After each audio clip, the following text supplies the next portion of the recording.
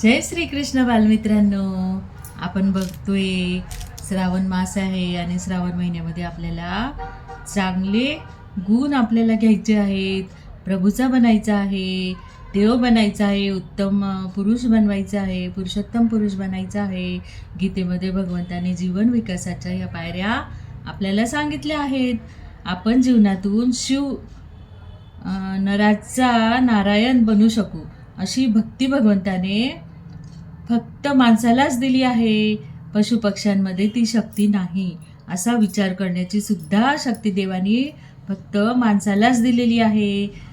त्यामुळे फक्त माणसाचा देह मिळाला म्हणून आपण माणूस झालो असे म्हणू शकत नाही.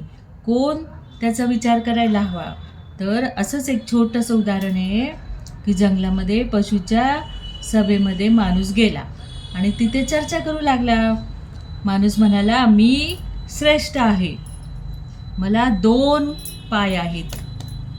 कावळा म्हणाला, मलाही 2 पाय आहेत. नंतर माणसाने सांगितलं की मला 2 मिशा आहेत. मांजर म्हणाली, तुझ्यापेक्षा मोठ्या मिशा मला आहेत, मला पण 2 मिशा आहेत. मग माणूस म्हणाला, मला दाढी आहे. बोकड म्हणाला, तुझ्यापेक्षा भारी दाढी मला आहे. मग माणूस म्हणाला, मी घर बांधतो. तर सुग्रीम पक्षीसुद्धा स्वतःचं अन्न स्वतः मिळवतात.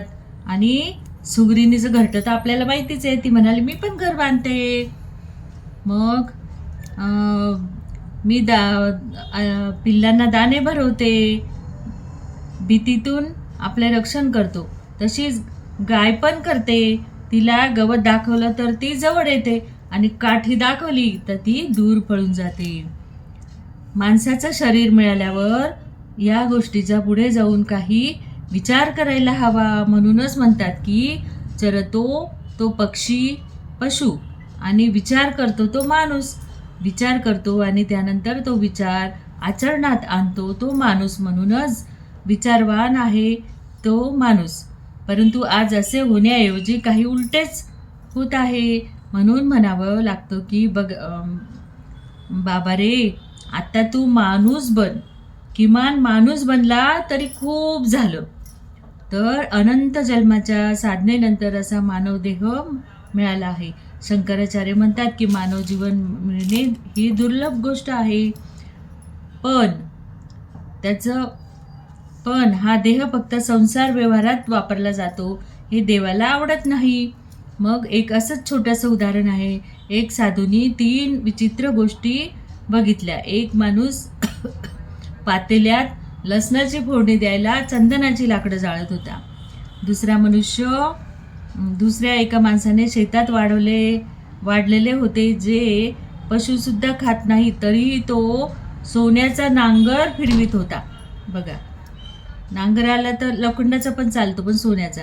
तिसऱ्या जागी निकामी तणाच्या रक्षणासाठी कापराची झाडे कुंपणांनी लावली होती. साधूला हे तीन लोक मूर्ख वाटले. आपणही सामान्य गोष्टीसाठी जीवनातील वर्षाच्या वर्ष फुकट घालवतो, तेव्हा महापुरुषांच्या दृष्टीने मूर्खच ठरतो.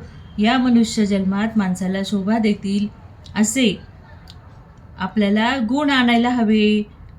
कलियुगात तुपाच्या डब्यावर लेबल असतं की 100% शुद्ध तूप, पण आत निघतो डालडा. तसंच माणसाचंही झालेलं आहे. छान छान कपडे घालतो म्हणून तो माणूस असावा असं नाही. तर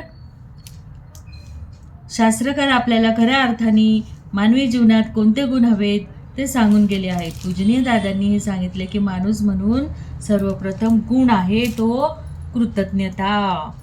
तर असा आपण दररोज श्रावण महिन्याचा आपण चांगले विचार ऐकू.